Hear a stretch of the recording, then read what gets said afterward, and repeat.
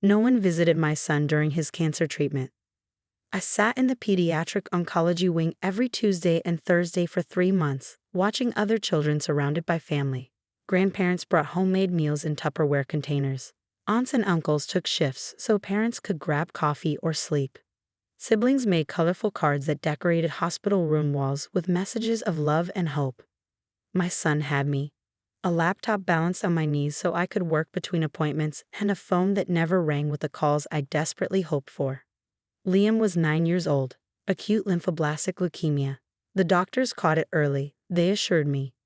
Good prognosis, they said with encouraging smiles. But early detection doesn't make chemotherapy less terrifying for a child who throws up every night and asks why his hair is falling out in clumps on his pillow. I had sent a detailed message to the family group chat when we got the diagnosis.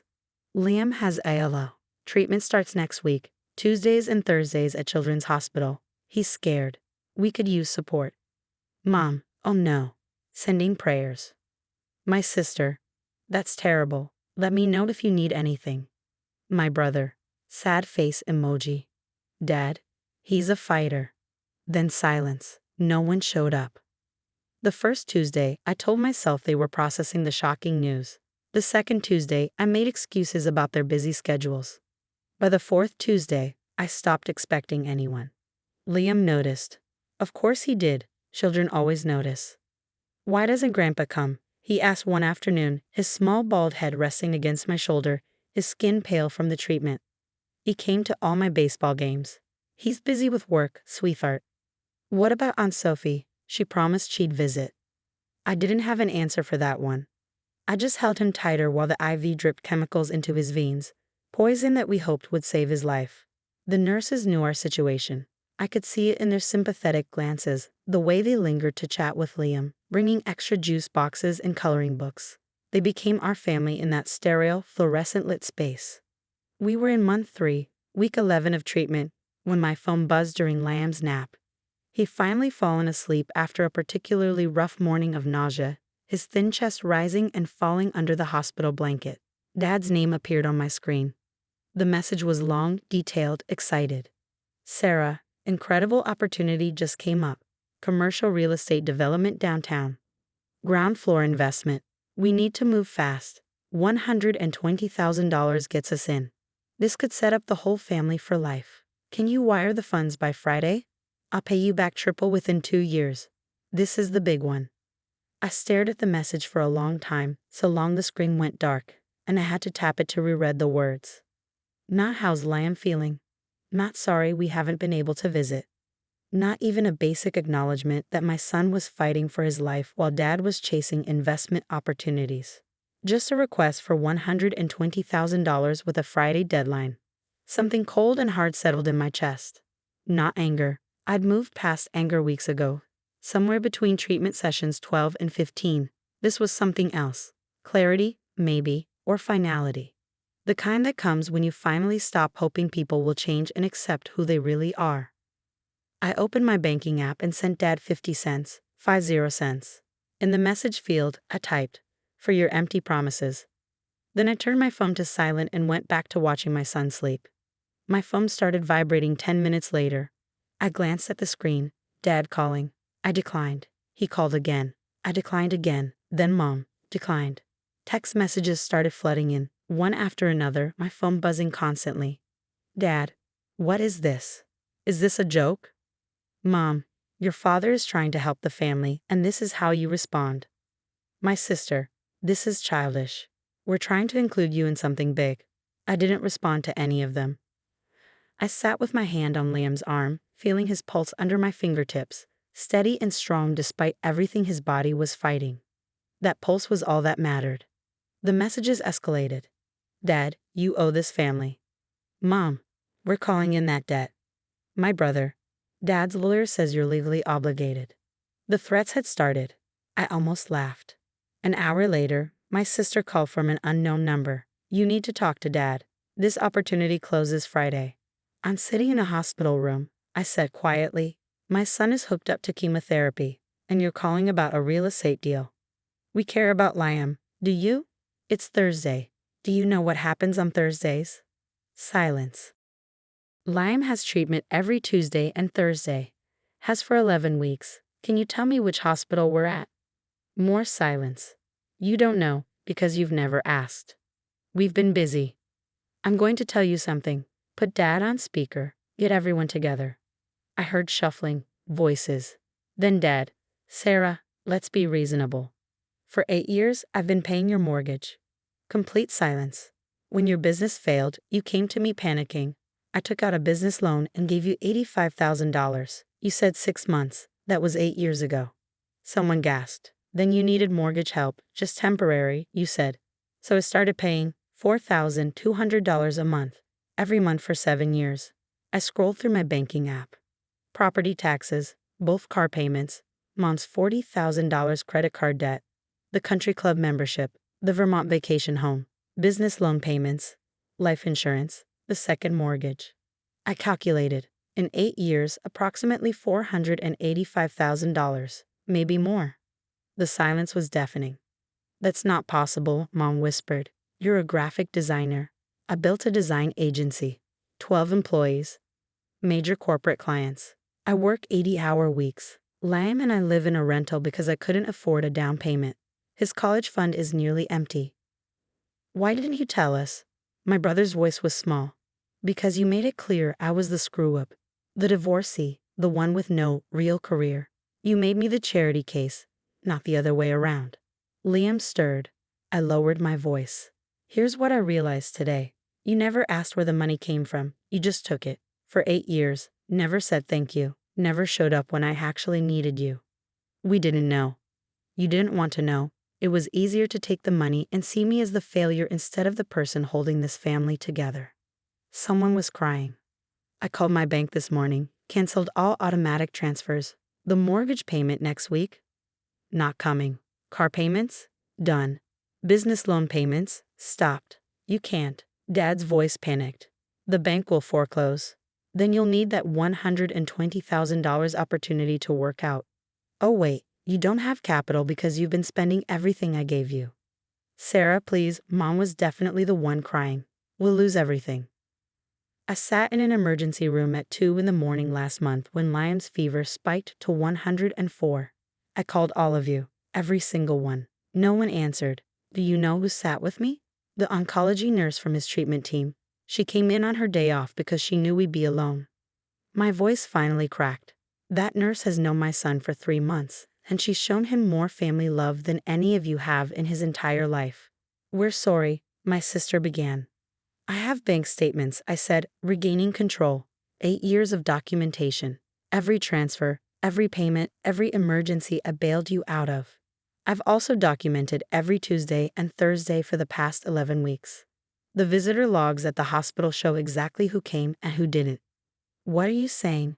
Dad asked, his voice hard now. I'm saying that if you want to talk about legal obligations, we can do that. I have a lawyer who's very interested in the $485,000 in loans I've made to you with no repayment plan, no interest, and no collateral. We can also discuss the emotional distress of abandoning a child during cancer treatment while simultaneously demanding 6-figure investments. Silence. Or, I continued, you can accept that this is over. I'm done being your bank. You have 4 months to figure out your finances, refinance your house, sell your assets. Get actual jobs instead of chasing investment schemes. I don't care how you do it, but I'm not paying anymore. 4 months, Mom's voice was desperate. That's not enough time. I figured out how to raise a child alone, build a business from nothing, and cover your expenses for 8 years while working from a laptop. You can figure out how to support yourselves in 4 months. What about family loyalty?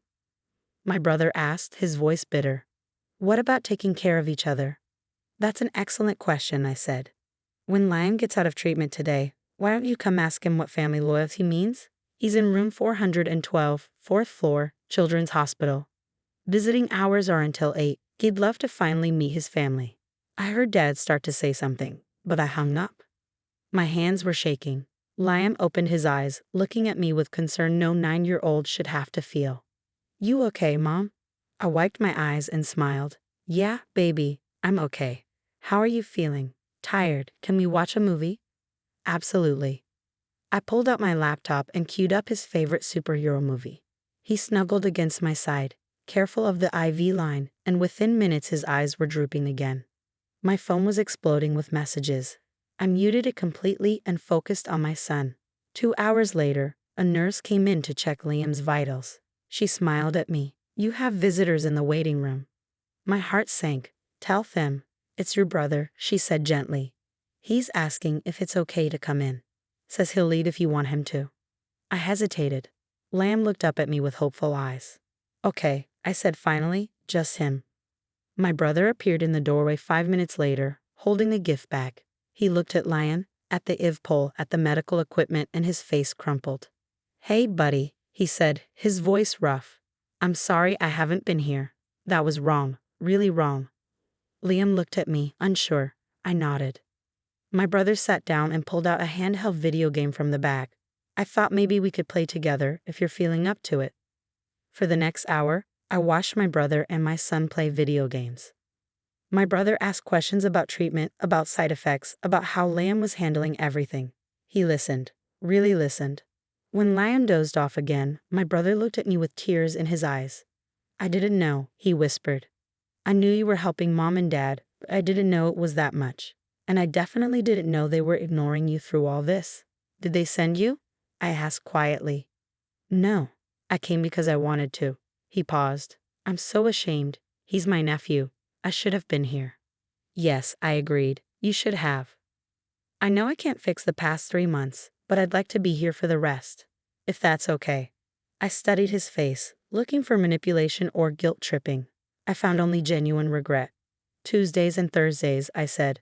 2 o'clock. "We're usually here until about 6. "I'll be here," he promised. Every single time. He kept that promise. The next Tuesday, he showed up with card games. The Thursday after that, with new movies. He started texting me every evening to check on Liam. The rest of the family was different. Mom came once, 3 weeks later, with expensive gifts and tearful apologies. She lasted 20 minutes before launching into explanations about how stressed she'd been, how she hadn't realized how serious it was, and how I should have been more clear about needing help. I asked her to leave. Dad never came at all. He sent a card with a generic "get well soon" message. No signature.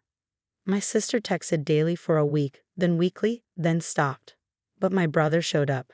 Every Tuesday and Thursday for the next 4 months until Liam's treatment ended.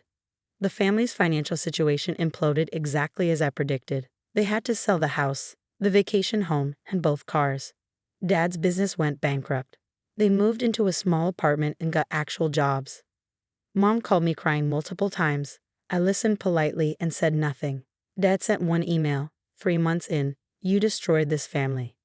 I replied, "No, I stopped enabling it." Liam finished his treatment in February. The doctors declared him in remission. He'd need monitoring for years, regular checkups, but the cancer was gone. We celebrated with a small party at our rental house. My brother came with his family. The oncology nurse who'd become our friend came, a few of Liam's school friends. Not one else from my family showed up. Liam didn't notice. He was too busy laughing, his hair growing back in soft tufts, color returning to his cheeks, being a normal kid again.